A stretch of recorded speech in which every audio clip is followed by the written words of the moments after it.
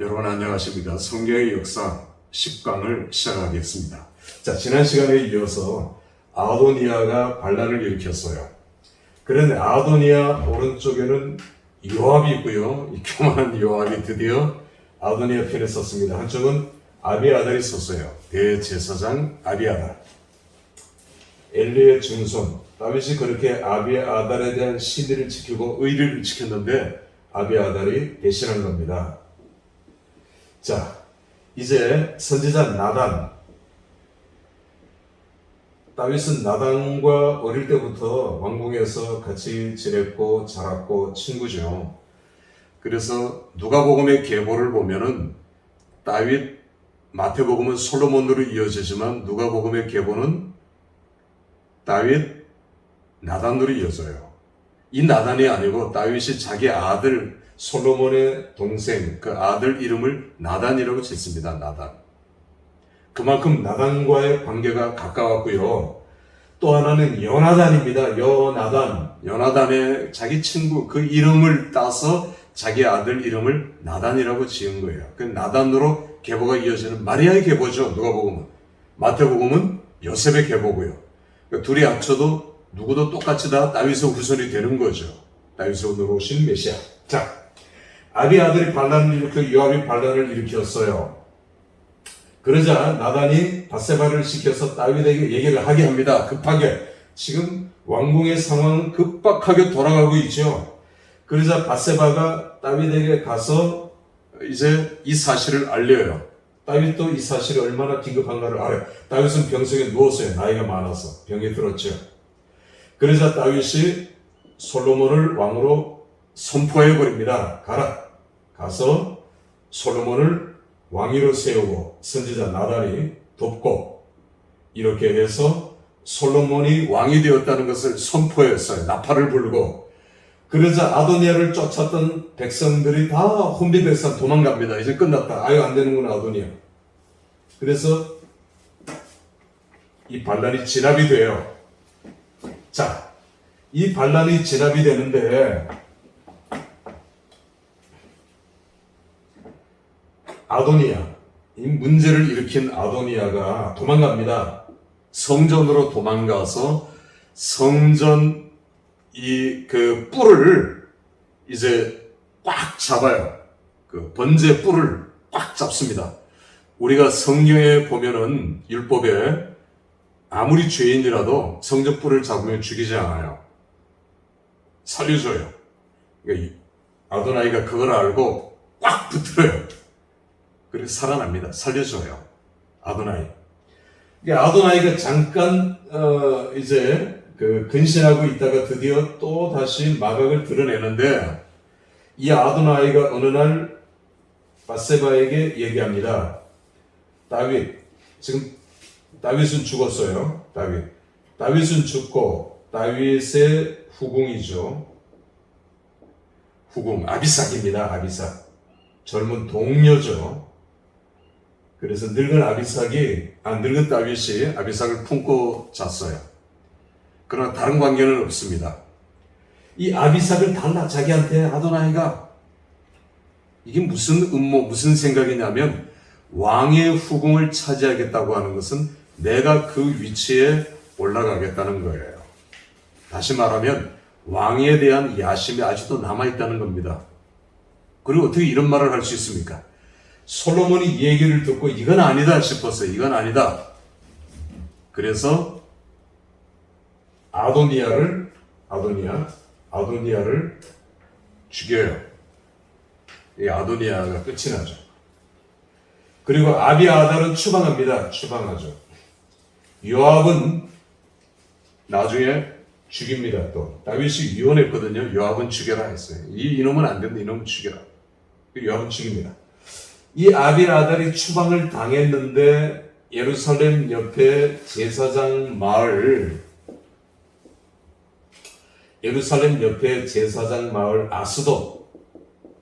아스돗으로 유배를 가요. 그러니까 아비아달 계열은 아들, 손자, 며느리 다 아스돗으로 유배를 간 제사장 마을 아스돗. 이 후손 중에 에레미야가 나옵니다. 에레미야. 그래서 에레미야서를 보면 에레미야서 에레미야 애가를 보면 에레미야는 다윗을 별로 안 좋아해요. 그래서 다윗 언약을 얘기하지 않아요. 시내산 언약을 얘기해요. 그 앞에 있는 시내산 언약. 모든 선지자들이 모세를 얘기하고 모세의 언약을 지켜라 하지만 에레미야는 한 걸음 더 나가서 다윗 언약보다 시내산 언약을 더 쫓아. 에레미야에게는 상처가 있어요. 아수도 출신이에요. 자, 그리고 솔로몬은 대제사장을 누구를 임명하느냐 하면 사독을 임명합니다. 사독. 다윗은 대제사장이 2명이 있었거든요. 번갈아 하기도 했고요. 사독과 아비아달입니다. 다윗이 도망갈 때도 아비아달 사독이 다윗을 호위했지만 이제 아비아달은 추방당하고 사독계열. 이 사독계열에서 이게 나중에 사두개파가 돼요. 사두개파. 그런데 사독계열에서 선지자 누가 나오느냐 하면 에스겔이 나옵니다. 에스겔. 포로로 붙잡혀갈 때, 이스라엘 백성들이 포로로 붙잡혀갈 때 에스겔은 같이 가죠. 요야긴 왕과 함께 같이 포로로 끌려가서 포로된 백성들을 위로해요. 그러니까 에스겔은 다윗 언약을 중요시 여겨요. 에스겔은 사독 계열의 정통 제사장이에요. 그런데 에레미야는 포로로 끌려가지 않아요. 오히려 그 바벨론 그 장군이 에레미야의 그 선지자임을 알고 놔줍니다. 풀어줘요. 그래서 에레미야는 이 땅에 남은 백성들을 위로해요. 하나님은 남은 자들도 위로하고요. 포로로 끌려간 자들도 위로해요.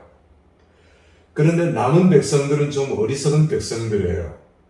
이 어리석은 백성들은 에레미야를 끌고 역출애굽해요. 역출애굽. 애굽으로 다시 들어가요. 에레미야는 끌려가는 거죠. 어쩔 수 없이 끌려가지만 자기를 끌고 가는 이 백성들을 위로하고 그들을 하나님의 말씀으로 다시 가르쳐요. 이렇게 에레미야는 안타까운 죽음을 애굽에서 하게 됩니다.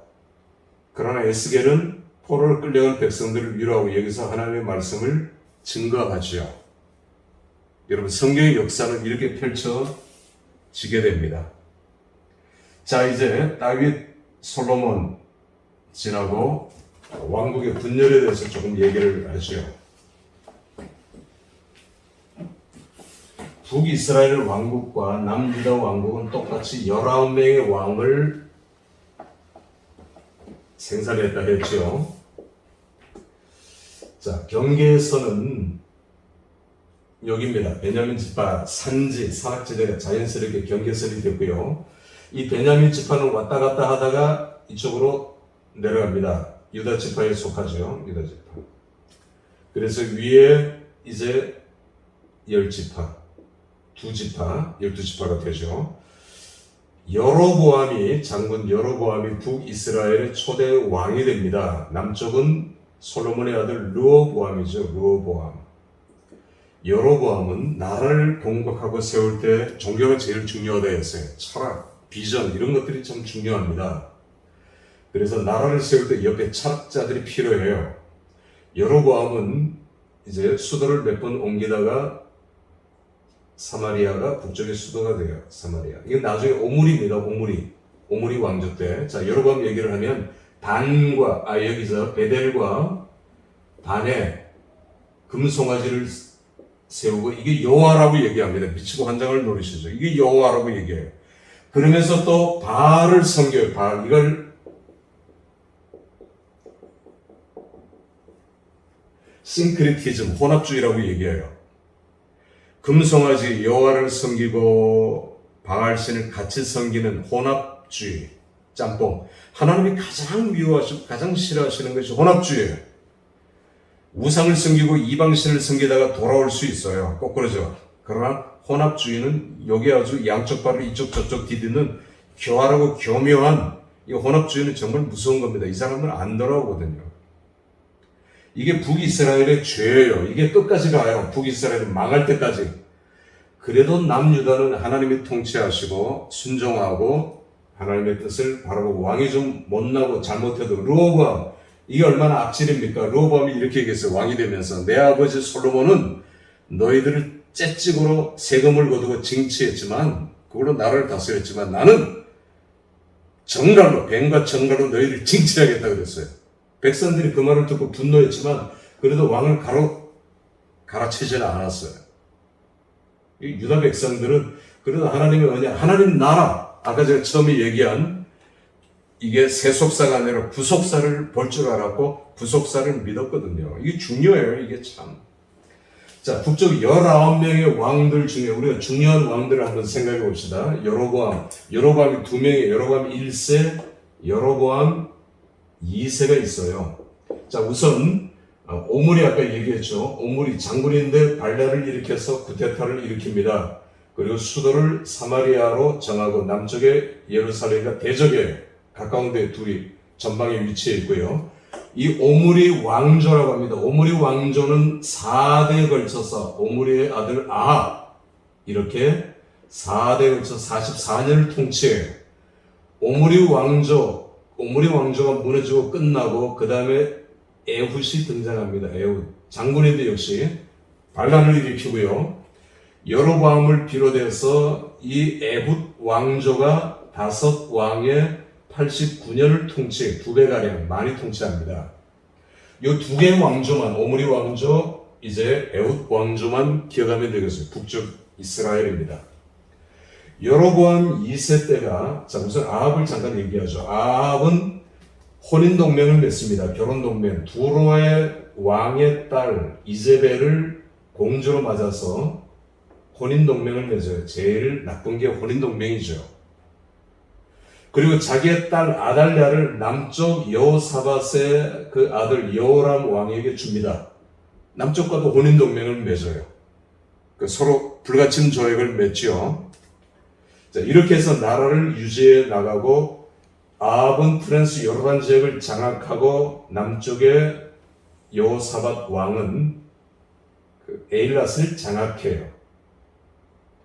자, 그 다음에 여로보암 2세 때가 북이스라엘이 제일 강했을 때입니다. 제일 강력한 왕이 여로보암 2세, 역시 프랑스 요르단. 그리고 여로보암 왕은 주위에 있는 여러 나라들을 복속시켜서 제국이 됐어요. 제국이. 이때 남쪽의 왕이 누구냐면 우시아입니다. 우시아. 여호사밧을 먼저 얘기하면 아합 때 여호사밧이 의로운 왕이고 믿음의 왕이었어요. 이쪽에 이제 그 모압이나 암몬의 연합군들이 사해를 배를 더 건너요. 이런 전략은 없었거든요. 건너와서 예루살렘에 가깝죠. 기습을 합니다. 아주 혼비백산에서 도망가죠. 그러나 여호사밧이 하나님 앞에 기도해서 여호사밧이 찬양대 의복을 입히고 맨 앞에 나서게 하고 찬양하면서 공격합니다. 대승을 거두죠. 이게 여호사밧이에요. 그러나 이런 혼인동맹이 여호사밧의 시세에 흠을 주고 있죠. 자, 그 다음에 우리가 이제 제일 눈여겨봐야 할 장면이 여로보암 2세하고 우시아예요. 여로보암 2세는 프랑스 요르단 지역을 장악하고 우시아는 에일랏을 장악해요. 근데 여로보암 2세가 더 강했어요. 우시아도 굉장히 강력합니다. 우시아 신부름이 있을 만큼 우시아는 전능하다. 우시아는 뭐든지 다 한다. 우시아는 힘이 있다. 우시아 때 이제 그 전에는 하늘만 쳐다봤죠. 비 올 때. 관계나 수로, 저수지 이런 게 없었거든요. 그럼 우시아는 이걸 만들었어요. 무기들도 적 성을 공격한 공성 무기도 만들고요. 우시아는 모든 분야의 두각을 나타냈어요. 여러분이 알듯이 나중에 교만해서 문둥병을 얻게 됐죠. 하나님 앞에 제사장이 하는 걸 맡고 내가 하겠다 해서 하나님이 즉시로 그 이마에 문둥병을 찍었어요. 안타깝죠. 우시아가 문둥병이 나은 후에 또 전쟁에 이긴 후에 죄송합니다. 이건 이제 그 히스기야의 얘기인데, 자, 여로보암과 우시아의 얘기를 했고요. 북이스라엘 이렇게 마지막 왕은 호세아입니다. 호세아. 마지막 선지자도 호세아고요. 그 호세아가 아수르에게 망하죠. 호세아 선지자는 어떻습니까? 호세아 선지자는 하나님의 음성을 들어요. 늙은 총각인데 하나님께서 그 당대 가장 천박한 창기죠. 고멜과 결혼하라 합니다. 이게 말이 됩니까? 그러나 고멜은 좋죠. 호세를 통해서 선지자와 결혼하면 신분 상승할 수 있잖아요. 자기의 신분을 세탁할 수도 있고요. 고멜은 손해볼 거 없죠. 문제는 호세아죠. 그런데 하나님께서 고멜과 같은 이스라엘 백성들, 하나님을 배신하고 언약을 파기하고 싱크리티즘하고 창기와 같은 이스라엘 백성, 고멜과 같은 이스라엘 백성들을 내가 여전히 사랑한다라는 걸 보여준다. 이 행위 메시지입니다. 행위 메시지. 선지자는 말도 안 되는 걸 하나님이 시켜도 해야 돼요. 행위로 보여줘야 돼요. 이게 선지자예요. 내가 하고 싶은 거 다 하면 선지자 하면 안 됩니다. 선지자는 내 모든 것들을 자아를 다 내려, 오늘 저희 종들도 그러하겠지만 그게 선지자예요. 그래서 호세는 고멜과 결혼하죠. 이건 세계 결혼입니다. 오늘날 뭐 방송할 수 있다면 CNN이나 YTN이 와서 취재했을 겁니다. 선지자, 가장 위대한 선지자예요. 그리고 마지막 선지자, 무너지기 직전 이스라엘이 무너진다는 건 삼척종자도 다 알고 있어요. 그러나 하나님은 끝까지 놓고 싶지 않은 거예요. 이걸 보여주는 겁니다. 돌아오라는 겁니다. 돌아오라. 제발 돌아오라. 고멜이 호세를 배신해서 다른 놈하고 눈을 맞춰서 집을 나갔어요. 그리고 한참 배가 불러서 애를 낳겠다고 호세를 다시 찾아왔습니다. 호세가 용서해 줬어요. 이렇게 하나님께서도 용서하신다는 걸 보여줍니다. 두 번째도 똑같은 짓을 했어요. 용서했어요. 하나님 용서해 주라고 해서 용서했어요. 호세아는 진심으로 용서합니다. 그러나 고멜은 세 번째 또 똑같은 짓을 벌여요. 그리고 이스라엘은 패망해요. 이게 이스라엘 꼴이거든요. 북이스라엘은 망하기 직전까지 끝까지 애굽을 의지합니다. 애굽 쪽을 쳐다봅니다. 군대를 보내주기를, 구원군이 오기를.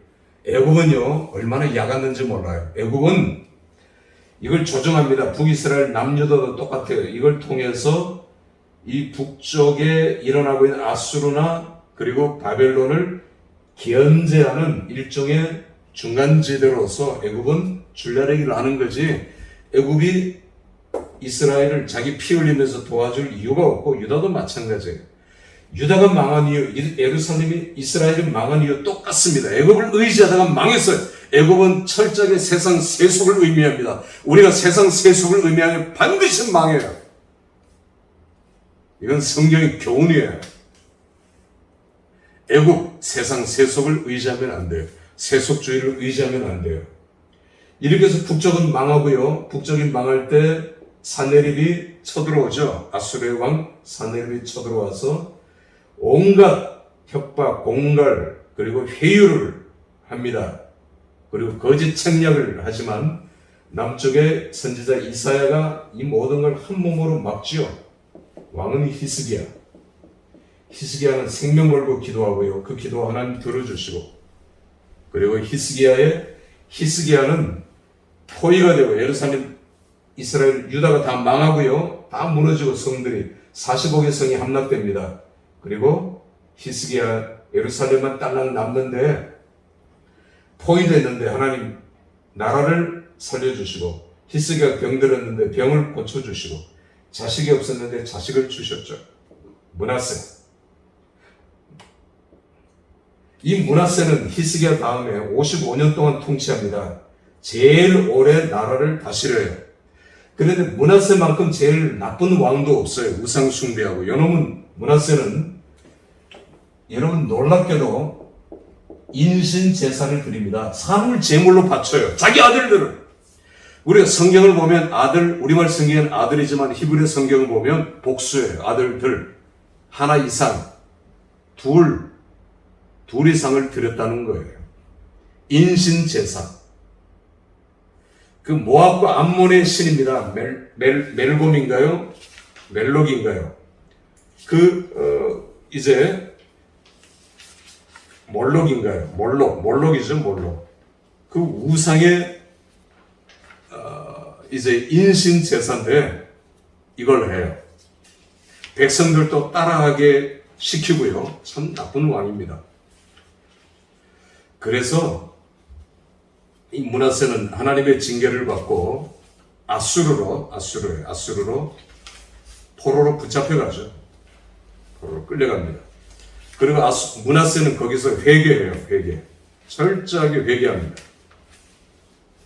하나님께서 은혜를 주셔서 돌아오게 해요. 돌아옵니다. 그리고 므낫세는 돌아온 이후에는 정신을 차리죠. 정신을 차려서 이제 나라를 똑바로 잡고 부강을 시켜요. 자, 그리고 남쪽 유다의 왕들 중에 우리가 반드시 기억해야 할 왕은 요시야예요. 요시야. 요시야는 다윗의 영토를 회복합니다. 그리고 종교개혁, 왕과 제사장, 선지자 에레미야거든요. 힘을 합해서 종교개혁을 시행해요. 요시야는 대제사장 여야다가 성전을 수리하다가 모세 오경의 원본을 발견해요. 그걸 보고 울었어요. 원본입니다. 원본. 우리가 원본 사본을 이미 배웠지만 모세 오경의 원본이 몇백 년 지난 그 원본이 여기에 있는 거예요. 요시야가 얼마나 감동을 받았나요? 요시야가 그 다윗의 영토를 회복했지만 두로는 건드리지 않았어요. 두로는 다윗의 조상 다윗의 친구잖아요. 또 두로는 안으로는 관심이 없어요. 그러죠. 해상 왕국이죠. 그래서 요시야는 이 다윗의 영토를 거의 회복합니다. 유프라테스강 남쪽 이제 홍해까지. 자, 그런데 애굽의 느고 왕이 북쪽의 아수르의 잔병들입니다. 아수르의 잔병. 지금 바벨론이 한창 신흥 바벨론이 기세를 떨치고 있을 때 아수르의 펫잔병들과 애굽의 느고가 힘을 합해가지고 바벨론을 치려고 하죠.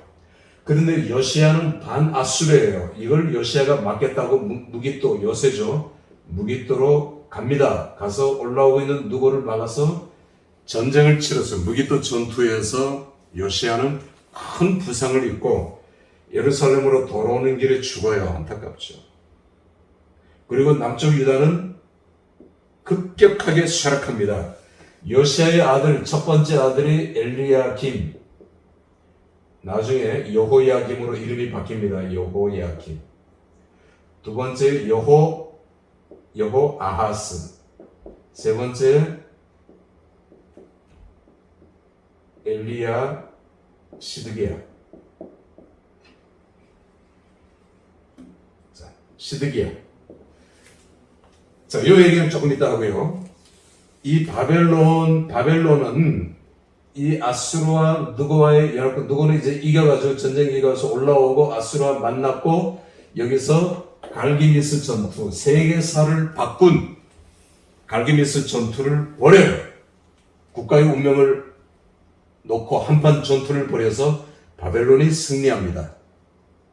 그리고 이 아수르는 완전히 무너지고요. 애국까지 쳐내려오죠. 바벨론이.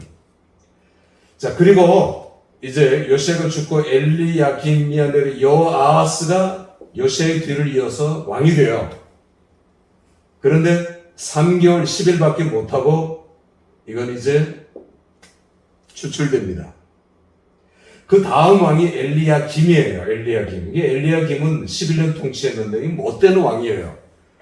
에레미야 선지자 에레미야인데 에레미야가 이제 왕에게 옵니다. 아련하고 왕에게 이제 말을 하려고 훈계하려고. 그러면 여호야김이 겨울 외투를 걸치고 독대하면서 화롯불을 앞에 있지요. 그 성경을 에레미야 씁니다. 성경을 칼로 착착 찢어서 화롯불에 넣으면서 비웃는 어조로 에레미야하고 대화하는 장면이 나와요. 여호야김이 아주 이런 못된 짓을 했어요. 여호야김의 아들이 여호야긴이 그 다음 왕이 됩니다. 여호야긴도 3개월밖에 통치를 못하고 끌려가요. 바벨론으로. 왜 여기는 이제 애굽 편에 들었거든요. 애굽의 편이 됐거든요. 애굽의 편이 되면은 또 바벨론 편이 되면 애굽이 이런 식입니다. 여기 완충지대였어요. 가나안은 먹잇감이고요, 늘. 자, 여호야긴은 포로를 끌려가요. 그때 여호야긴과 함께 에스겔이 같이 끌려가죠. 그러나 여호야긴은 정통왕입니다. 정통왕이에요. 그리고 여기 남아있을 때 왕은 시드기야. 마지막 왕 시드기야입니다. 시드기야. 그리고 에레미야의 말을 듣지 않고 시드기야는 두 눈이 뽑힌 채로 끝까지 애굽을 의지해요. 여기다 애굽의 사신을 보내고 그래도 애굽에 가서 도와줄 일은 만무하지. 이렇게 어리석어요. 이렇게. 영적인 눈으로 못 보는 겁니다. 신하들도 다 마찬가지고. 시드기야는 아주 유약한 왕이에요. 이건 에레미야의 말을 들으면 예 그렇게 하겠습니다 해놓고 또 신하들이 뭐라고 그러면 또 그대로 쫓아서 합니다. 참 불행한 왕이죠. 예루살렘 지하에 가면은 운동장만한 그런 동굴이 있는데 그 동굴이 시드기야 동굴이에요. 여기서 에레미야를 자주 만났어요. 이 동굴과 또 연결된 동굴이 에레미야 동굴이에요. 조금 작아요. 그런데 이 시드기야 때 바벨론 군대에 의해서 다 무너지고 공격을 당할 때 제일 먼저 제사장들이 언약궤를 들고 도망가죠. 들고 도망갈 데가 어디 있어요? 포위됐는데. 그러니까 이 동굴 속으로 숨어 들어간 겁니다. 이건 당연한 겁니다. 도망갈 데가 없잖아요. 위에 사륙이 벌어지고 다 불태우고 그러는데 언약궤 뺏기면 큰일 나죠. 이 동굴 속에서 빠져나오려고 했는데 언약궤는 빠져나오지 못했어요. 어딘가에 숨겨져 있죠. 우리 유튜브나 이런 거 보면은 그 예수님의 무덤 그 밑에 이게 지진이 자주 일어나요. 이 지역은. 그러니까 거기 숨겨져 있다는 뭐 그런 얘기도 우리가 그 이단이니까 신뢰를 안 하지만 그러나 어떤 의미에서는 이 말이 맞을 수 있어요. 왜냐하면 이 동굴 어딘가에 숨어 있을 거거든.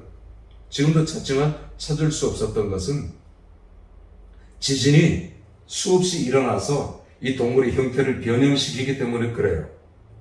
자, 이렇게 해서 나라는 망하고 포로는 끌려가는 걸 제가 지난 시간에 4차에 걸쳐서 끌려가고 3차에 걸쳐서 돌아오는 얘기를 했습니다. 자, 이제 3차에서 돌아올 때 맨 마지막에 강의를 마칠 텐데 이 예루살렘을 보면은 예루살렘 성곽이 이렇게 되어 있어요. 지금 현재 예루살렘 성은 십자군 전쟁 때 세운 거예요. 십자군 전쟁 때. 원래는 이렇게 작아요.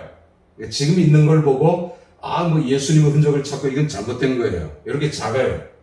작은데 여기 양문도 있고 어문도 있고 어문은 고기만 들어오는 거, 생선만, 양문은 양만 들어오는 거.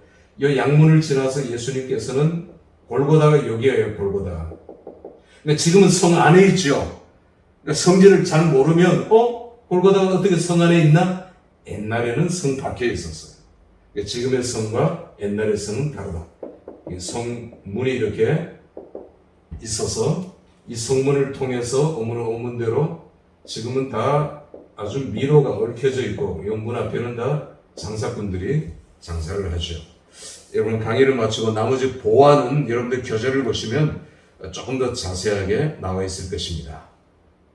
시청해 주셔서 감사합니다. 마치겠습니다.